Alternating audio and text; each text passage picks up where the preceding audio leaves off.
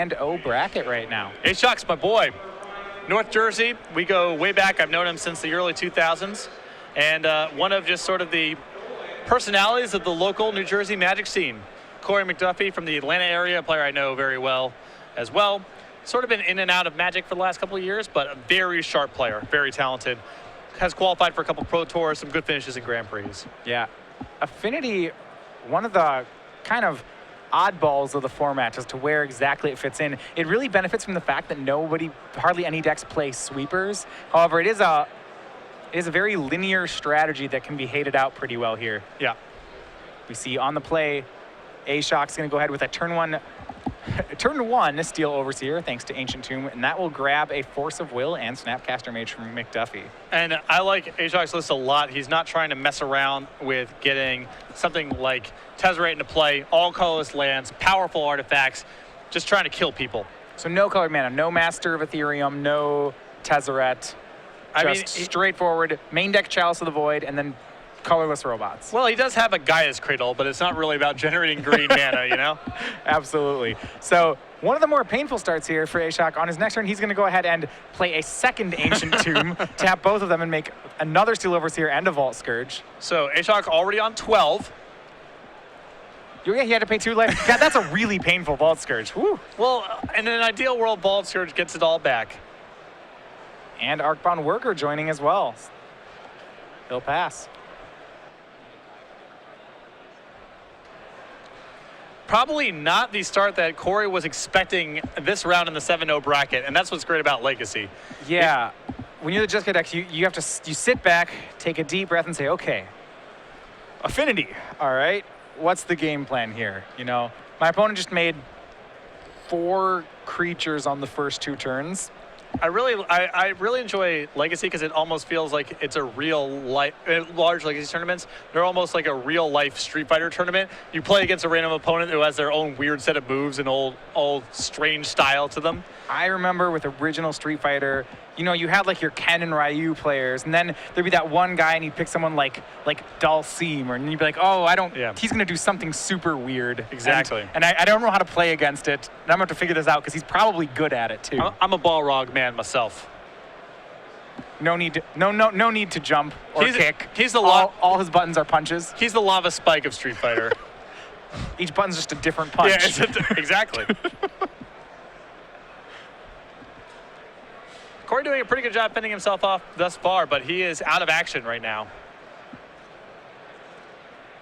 Yeah, it does have the Lightning Bolt there for Steel Overseers, so both Overseers have been kept off the board. More shocking for Ashok. He's down to 10. He's dealt half the life to himself. It's going to be Arcbound Ravager. That's the play. Well, again, Vault Scourge in an ideal world gets it all back. Just 1 cranial plating away, and we're gonna go to 8. It's time for another card. This one is second Arcbound Ravager, and he's gonna go ahead and swing for 2. We'll go up to 9. For those of you not that familiar with Arcbound Ravager, the following things are going to be very challenging for Korey for the remainder of the game: attacking, blocking, and using removal spells. They're all going to be really hard. Gonna be really bad. And unfortunately, he kind of needs to do some mixture of these things to eventually win the game.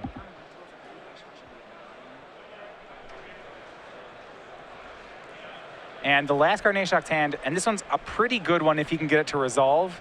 In fact, it's really hard to deal with. It's a copy of Etched Champion. Yeah, good luck. It's original True Name Nemesis. Yeah. And this one, Ashok can also throw counters onto also with those Arcbound Ravagers if he needs to. And Brainstorm from Korey McDuffie, a little bit of occupational hazard here. You see those main deck Red Elemental Blasts, one of them showing up in his hand. That's hopefully shuffle those guys away. And it's tough with Korey flooding out here a little bit. He needs to draw. The spells he draws have to matter. And having to keep extra lands in his hand and shuffle away a Red Elemental Blast is a disaster. Yeah, he does have a Swords to Plowshares in his hand. That's his only removal spell right now, so he needs to be pretty aware of when he wants to play that. It's a pretty high commodity. Ashok swinging. It's just an army of 1/1s right now, and it looks like he's swinging for 4. Gonna want an extra point of damage here. So he sacks Arcbound Worker, And if you know this between Ravager, it gets a 1/1 counter because the Ravager ate it, and the modular ability from Arcbound Worker will throw a counter onto Vault Scourge. And even with Korey having Swords of Plowshares in his hand, this is still pretty rough. I mean, he can plow the Vault Scourge, but then that just gets sacked and move over to the Ravager. Yeah. Removal is tough to use against Arcbound Ravager. The modular ability, and this is what all the Arcbound creatures had, is that when they die, I always like the flavor of this idea. You know, it's that robots are just interlocking pieces, so when a robot dies, another robot can just like pick up the previous robot and graft it onto him. You know, then the machines keep attacking you. But no, when one of these Arcbound guys dies, all of his counters go to a different robot. So you have to kill them all, which is going to be hard here. There's the one Swords to Plowshares from Korey.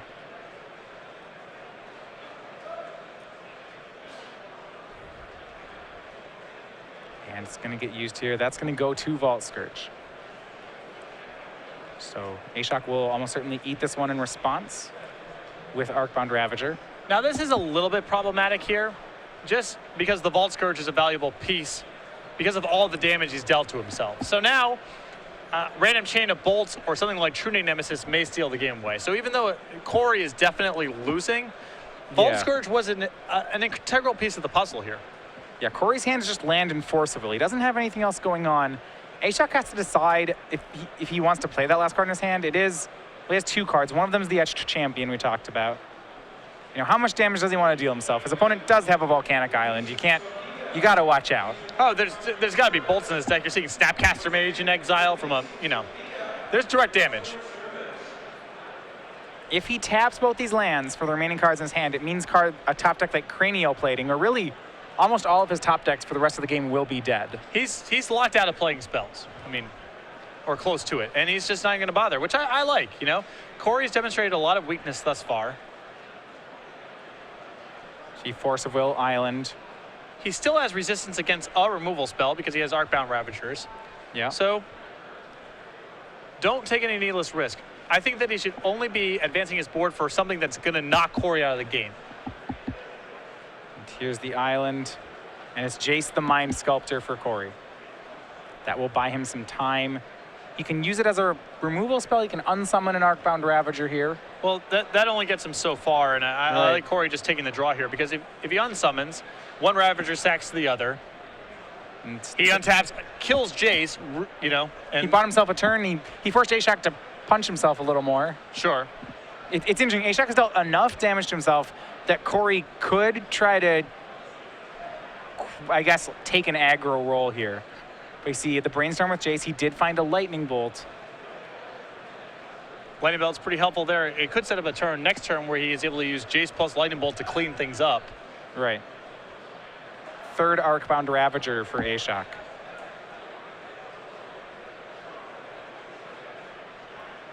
Affinity, it was interesting. There was, I remember, an article written by a lot of the pro community before talking about decks and kind of rating how hard they were to play.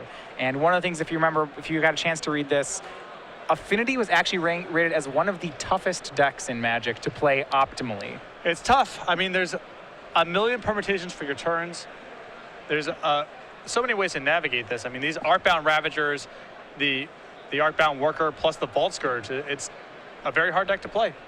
You see here, Ashok's going to play Arcbound Ravager, sack it to one Ravager, modular onto the other to make them both into 3/3s so that one can attack Jace and one can attack Korey. This will put Korey down to 8. And still resistant to one removal spell. It's critical to keep the two Ravagers into play because that's the insurance against a single Swords to Plowshares or a Lightning Bolt messing this all up. Yeah, if Chitturi could have played another artifact, it would be interesting. That would protect both his Ravagers from Lightning Bolt just as a sack effect. But then he has to start worrying about his own life, protecting himself and his life total from Lightning Bolt. Yeah. Starting off games on 2 Ancient Tombs. Well, it's not been all cost. I mean, Chitturi has had explosive turns as a result of these tombs. They're not free, but no. I think they've been well worth the cost. I'm sure at this point he would like to have, you know, a normal land. That wouldn't be bad. I'm sure be okay. A Mox Opal, something that didn't punch him to tap. would be nice. If one of these ancient tombs was a city of traders, that would be a lot better, but on the balance, I think it's hard for Chitturi to Can't complain have everything. too much about what's going on here. Just Frogmite, I believe, was the draw here. That's a card that, it's interesting. We've seen Frogmite get cut from Modern Affinity. No one plays that one anymore, but in Legacy, some of those cards show up again. Well, Chitturi's list is not screwing around. I mean, he is all low end. Yeah. And it looks like Korey may have answers to these things. It's going to be Vendilion Click flashed into play. So if everything goes according to plan, Korey can block a Ravager and bolt the other Ravager. And this is the cost of these ancient tombs. If Chitturi was able to put one of these creatures into play before combat, everything's fine.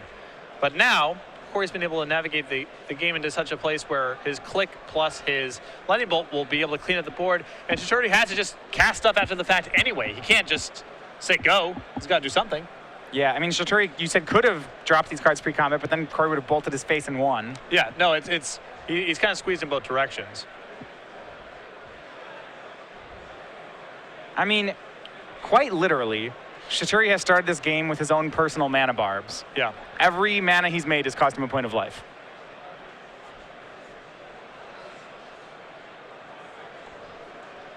And tough decisions here from McDuffie, but he may have... It looks like he's stabilized on the surface. Well, the tough thing here is if he's going to use the bolt to clean up this Ravager, then the Vault Scourge becomes an issue post-combat. Right, which is why he took Vault Scourge with Vendilion Click.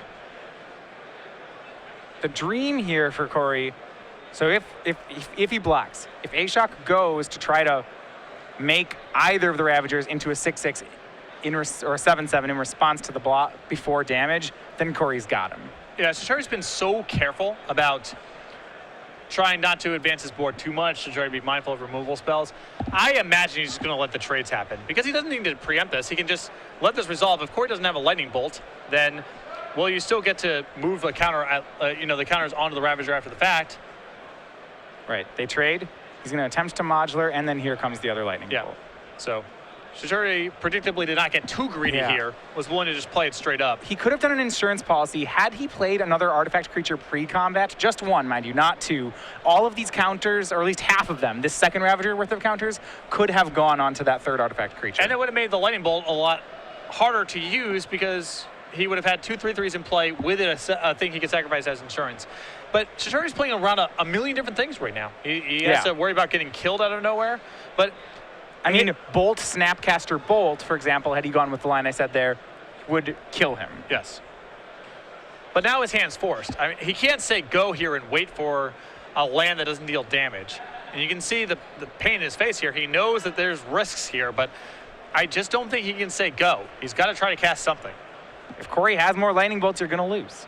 Maybe you just go to 3 and, suck it up. You cringe a bit, you go to 3, and you ask him to show you the lightning bolt. Based on how Korey played the game pre-Jace the Mind Sculptor, he probably doesn't have a lightning bolt. And not an ideal follow-up. It's just Etched Champion, and he paid 4 life for that. It's not metal crafted. And second Jace from Korey should seal this. Well, not seal it, but he's going to need some mana. He needs Ancient Tomb, City of Traders, something that can generate mana without dealing all this damage. Draw was Chalice of the Void, no help there. Ashok has taken 17 from his own lands. 18 actually, gained 1 of it back. Yep. And it looks like that may cost him the game. I think it's 16, 2 from a Vault Scourge. You're right, 2 from a Vault Scourge. 16 is still a lot. A Brainstorm here from McDuffie. He finds Stoneforge, he had Stoneforge Mystic, but he finds a copy of Counterspell. And this may be the lock here. I just don't see Chitturi being able to cast enough spells to fight through this Batterskull plus Jace. And even though this was definitely a harrowing game for Korey, I think he's going to get the first one. And this is tough for Chitturi because this was a game that was so close for him. If his second land was a City of Traders and not the second Ancient Tomb, this game goes to Chitturi easily. And there's a lot of iterations like that, that if it was, insert X, Chitturi would get this game. part of the benefit of playing these control decks. You know, we talked about this before we went into the match. Does your opponent know about everything? Can they play around everything? Chitturi was trying to beat one half of the deck and ended up running into the other half of the deck. And now the game is going to get closed out. And you're going to have to go back and watch this. You know, Ashok, based on the lines he played around some cards. Korey had different cards. I think if Ashok had known what Korey's hand was during the game, he could have won this. Now, does that mean he played it wrong? Absolutely not. I mean, maybe he's playing on what he should, but Korey just had something else. You know, there's a lot of plays like when he plays a Ravager and sacks it to put a counter on each guy. You know, that's a situation of you could have played that differently. Maybe you sit back on 3 Ravagers and don't push damage, but maybe you're supposed to. It's really, there's a lot of ifs here. Right. Chalice on 0. Ashok's just trying to get his artifact count up. He does have Frogmite. You do see a Cranial Blading in his hand, and were it not for this Batter Skull that's going to show up soon, he would have a chance. I'm not a big fan of casting the Chalice here because I think the game is done for at this stage. You don't even want to show it? I do not want to. I mean, that's a really impactful card to know about. It's going to influence the way that Korey, for example, let's say Korey has Spell Pierce in his opening hand and the ability to ponder. Based on what he saw that game, he's assuming that Chitturi is just an all-creature deck. And he can just go ahead and do that. He may now leave up Spell Pierce in that scenario because he's aware of Chalice of the Void. So now, given that the game was hopeless, I think Chitturi should have just packed up his cards and gone to game 2. We've seen players like Zach Hill pick up Affinity today. Osip Levodovich often plays Affinity.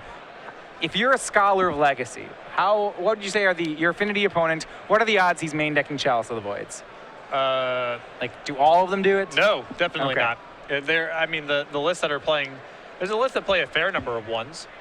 Out of the board, they usually have them. Or they have things like Signal Pest in their deck. It's, you know, it's an open question. There's definitely no stock list of Affinity. So I don't think revealing the information accomplishes very much there. All right, well, let's go to Ashok's sideboard first. He's going to be down a game here. This is a matchup, at least on the surface to me, looks like a pretty good matchup for the Affinity player. I think so too. I think Chitturi kind of caught the bad end of it there in a couple places, but I think overall the matchup is fine for him. He's got 3 Grafdigger's Cage, 3 Umezawa's Jitte, 2 copies of Thorn of Amethyst, 2 Manriki Gasari, 2 Phyrexian Revoker, an Edge Champion, a Karakas, and a 2. Yeah, this last card, this is a card I have not seen yet, but it's from Khans of Tarkir. Okay, with Tomb of the Spirit Dragon. Tomb of the Spirit Dragon.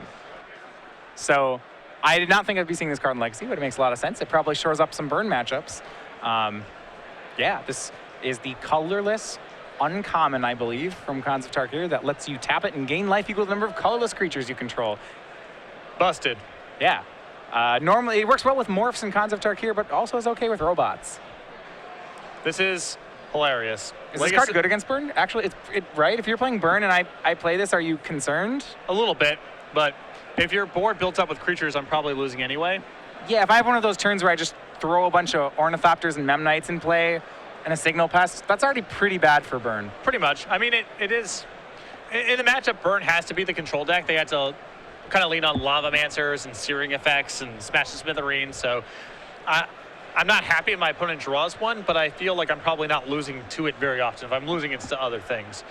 So in this matchup, I like going to the Manriki Gasaris and the Phyrexian Revokers, things that help him fight the battle over equipment. If he's able to keep Batterskull and Jitte off the table, I think he's able to win toe-to-toe. But the equipment cheats a lot. So the things that help him there, that's what I would board in. All right, Korey's sideboard. Unlike when you see Modern, where players have a pretty healthy sideboard for Affinity, Korey's sideboard's pretty light. There's no cards like, you know, an Ancient Grudge, Creeping Corrosion, Shatterstorm. He does have 1 Wear Tear. It's going to be great. It blows up an artifact. Outside of that, he has sweepers, and they're pretty important here. He has 2 copies of Supreme Verdict in his sideboard and 2 copies of Pyroclasm. I expect to see all of these get boarded in. Sweepers are traditionally pretty effective against Affinity. Absolutely. Pyroclasm is the type of card where it's going to be very good some percentage of the time, though Artbound Ravager makes it way less effective. But Supreme Verdict is going to be effective all the time, but much slower. So they both come with their liabilities, but they're both big upgrades for Korey in the matchup. Yeah. And in the different builds of Affinity here, I want to talk about just kind of the different things we've seen. We saw Zach Hill play a very big spell-oriented deck of Affinity, where he had cards like Master of Ethereum, like Tezzeret, and a lot of enablers to get those guys out get them out early and have these, maximize cards like Tezzeret. Ashok's deck is just aggro. This is almost like the Tempered Steel side, side of it where we're playing Frogmites, we're playing Ornithopters, we're playing Memnites. We're going to throw cranial plating on them. Yeah, this is the type of affinity list that I like. I think that the deck often struggles because it's a little polarized. You know, you have all these little early beaters alongside a 4-mana spell. It makes your colored mana situation pretty rough. And throwing all that aside and saying I'm not concerned about colored mana, everything's colorless, I get to cap out on all the 2-mana lands. I think that's a much better base for building this deck. Yeah, I've been impressed. I'm impressed to see this deck at 7-0. I like the small creature affinity. However, I would have thought with players gunning for Blue-Red Delver and playing cards like Electrickery in their decks, that would have been collateral damage for the affinity player, but Ashok showing us otherwise. Well, those decks got one Electrickery in their sideboard. Okay, just the one. You know, if they got it, great, you know? But it's going to get you, but what, okay. Arcbound Ravager still cures all that ails you. Yeah, he's still great.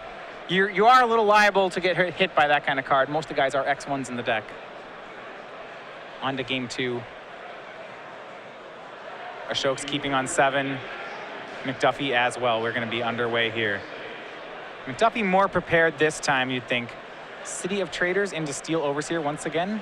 Ashok Chitturi starting off on that turn 1 Steel Overseer, and once again he'll get a Force of Will. Yeah, very important for Korey to keep his head above water at all costs, because once the game gets away from him, he's leaning exclusively on his sweepers to catch back up, and Steel Overseer does not give you that much time. And the post Force of Will Ornithopter. Good, powerful put down. follow-up. Yep. Well, I can't have the Overseer, but I can get this guy down. I like that aspect of Affinity where you're just playing Ornithopter. And Vault Scourge will join Ornithopter. He takes some damage, not nearly as much as he took last game for this guy. Vault Scourge's gonna be second Vault Scourge. And this is the kind of board that could really get hurt by Pyroclasm if Korey has him. Gaia's Cradle. Oh, wow. We're cooking with gas. 3 more. This is a turn 2 cranial plating. Does Korey have the Spell Pierce for it? We will see. This got scary all real quick. This escalated very quickly. Yeah. I mean, it looked like Ashok was just messing around with There were some Vault Scourges, and then suddenly this card showed up. Cranial plating, at least in Modern, it is clearly the best card in Affinity. It's probably still true in Legacy. It's this and Ravager. I mean, yeah. Those are the straws that stir the drink. The rest of it is just window dressing.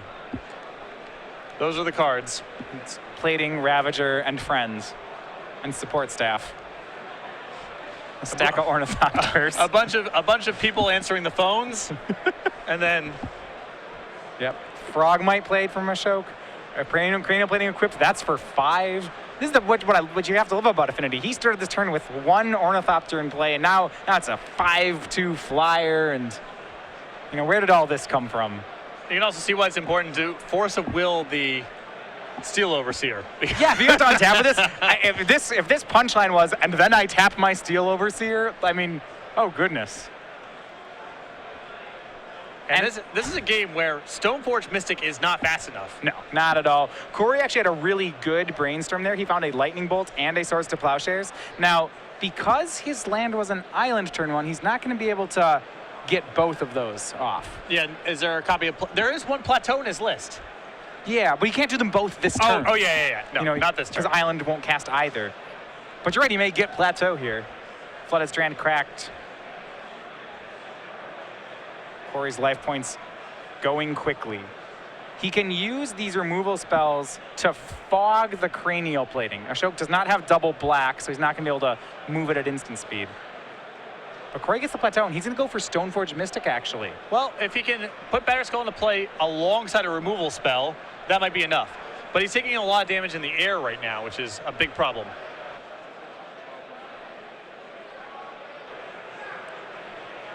All right, so after the fetch, he has 13 life to work with. It seems like the calculation from Korey is that he can spend a turn getting punched. And this turn's going to hurt, don't get me wrong. Yep. Plating moves. This was a tap for 4 mana. Show no plays this turn. It's going to be Vault Scourge, Frogmite.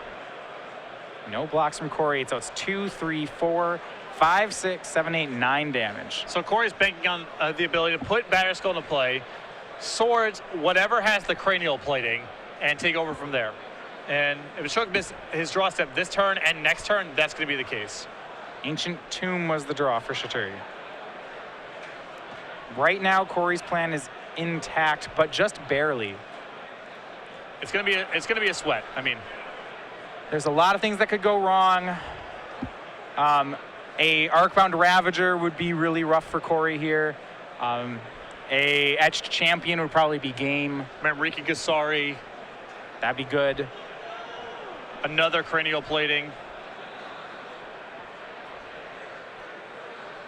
So he's going to take, well, he's going to take one in the air, it looks like. So another Frogmite for Ashok. That, however, I believe is a card that yeah. This is a nice diversification here from Ashok, though. He's aware that Korey can have a removal spell here. If he's going to have it, make him kill the Ornithopter that has no power naturally. Make sure your Volt Scourges keep connecting. This is an extra point of damage that Chitturi has found. Now, granted, Korey's going to get a 4/4 lifelinker into play. So Korey's going to gain back some of this life. And really none too soon, because thanks to that fetch land and the removal spell, Korey's going to go down to 1 before he gets to connect with the 4/4. Yeah. So not out of the woods by any stretch of the imagination. You will start with Lightning Bolt. And it has to, I think it just has to take the Ornithopter, right? Yes. All right. Well, that's what it will do. He's going to go ahead and take 2, go down to 2. Ashok up to 25. And I would strongly consider moving this cranial plating over to one of the Frogmites. If Korey's going to gain some life here, make him lose the germ. Yeah, I mean, there's hardly any cost to it, right? 2 life from Ashok is not relevant. It's not on anything.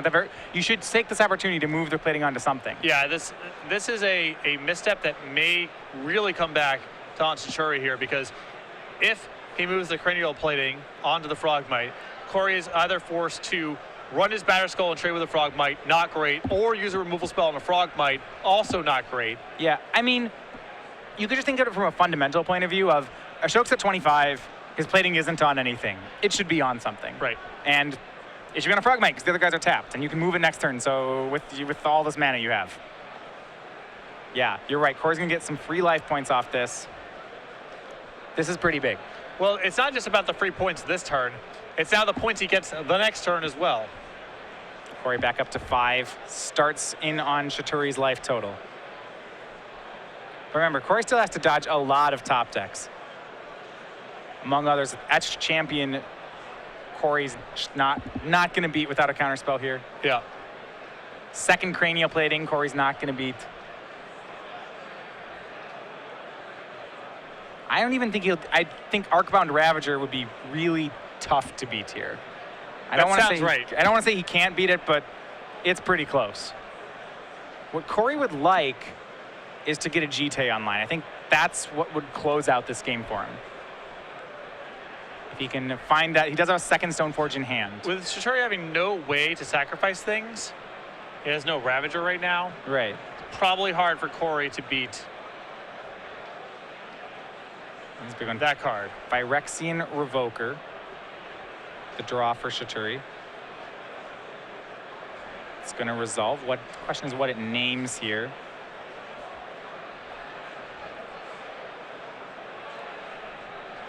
I don't mind naming Batter Skull, because if you're planning on trading, sure, name the Batter Skull.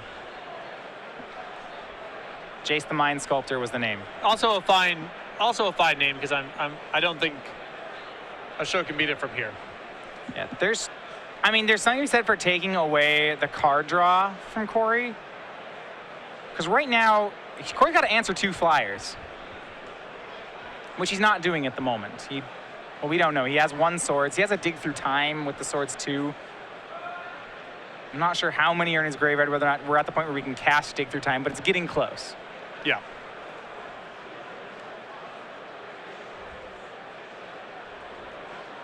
So it's just a lot of life for Chitturi, but that's not really of consequence. Yeah, if Korey wins, it's going to be by effectively locking Ashok out of the game. And here we go. Now the plating moves over to Frogmite. But it may, that window may have passed here. Korey with the end step Dig Through Time. It is hard to lose after getting this card off. Especially you see Supreme Verdict plus land. Plus wear tear. Yeah, Korey might be able to do better than just sweeping up Ashok's board, which is saying a lot. I mean, it's really hard to not just take land Supreme Verdict here. I think he might be able to do better if he takes wear tear Supreme Verdict. He can take care of the cranial plating, keep pressuring Ashok. He has to add to his board to keep up, and then the Supreme Verdict totally closes the game. Yeah. And it may all go back to that turn. Because it's close. This is the turn that Korey gets to hit for free. Yep. Because that germ's still in play. So he hits, he trades the germ away, and then he'll have no qualms about sweeping a board. Yeah.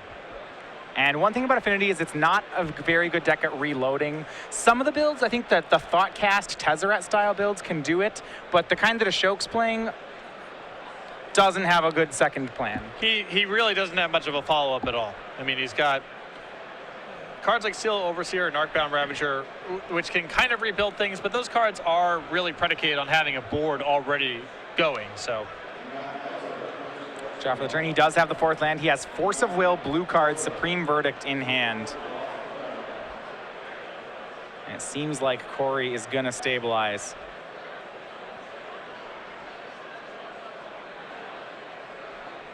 He's going to start out, though, with the life gain. This is Germ Token swinging. This time it trades with Frogmite. Korey goes up to 8, however. Ashok down to 3 creatures. It looks like here is the follow-up, and it is Supreme Verdict. Ashok going to lose his whole board of creatures, left with just really Ancient Tomb and Cranial Plating. Guy's Cradle doesn't tap for anything anymore. And now, we've seen this spot before of Affinity, where they have a lot of Ornithopter, Meb-Knight, Signal Past. Not great draw steps against a blue control deck. Drew something he couldn't cast. And now Korey goes to work. He has a second Stoneforge here, so he's going to get the GT Stoneforge interaction online real quick. And once their GT counters are there, that's pretty tough. I don't know if any of Ashok's creatures survive it. No, and really his only out in his deck to the equipment has been Riki Gisari, which he now can't get online because he won't ever land a creature. Yeah, his creatures are all going to just die. Exactly. Ancient Tomb, another play for Ashok. And here come GT counters. Korey tapped out last turn to make GT. He still had that Force of Will to protect himself from any unforeseen threat. But here we go. Stoneforge picks up the GT and comes into battle. That'll deal damage, but more importantly, starts that train of GT counters. And now I believe things have gotten hopeless. Yeah, Affinity very similar to Elves in that it doesn't come back from GT counters much at all. At least Elves has a potentially natural order to go get Progenitus to steal a game. Yeah. Ashok has nothing like that in his deck. That. He has to get a board built up, and that seems impossible now.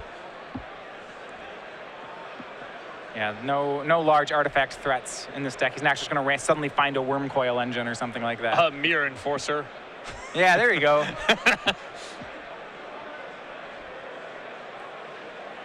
That guy wouldn't even be big enough. You have to go bigger.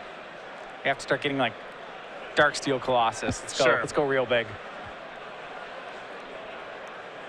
What was it? He could. There was back when Affinity was a block deck. Was it Furnace Dragon? That was the big threat, right? Yeah. Because he's great in the mirror. You'd ramp into him and he'd eat everything. No. Another swing by Korey just ups the GT to 4 counters. Ashok continues to draw cards, but they're all X1s. You see Signal Pest in his hand. Darksteel Citadel now played. Vendilion Click end turn from Korey. He's going to go ahead and take a look at Ashok's hand. It is a Signal Pest and a Contested War Zone. Part of just the overall aggressive philosophy of Ashok's deck. Yeah. Don't see Contested War Zone very often, but his deck is very good at maximizing it. Yeah, that was a card that wasn't even really played in, it's not played in Modern Affinity. It hasn't seen played in too many of the lists. It's actually a pretty interesting land, I would say. Yeah, no, it's a weirdo. Yeah. Saw a little bit of Standard play, a little bit of Affinity play in Modern. Even in the most aggressive decks want to have a plan B. Contested War Zone, your opponent can actually steal your land. So even in the really aggressive decks in Standard, eventually this card stopped seeing play because when things go wrong, they go really wrong for contested Warzone decks. Suddenly they take your mana. It's really bad. Yeah. But if you just are all about that first assault, contested Warzone's a really good weapon.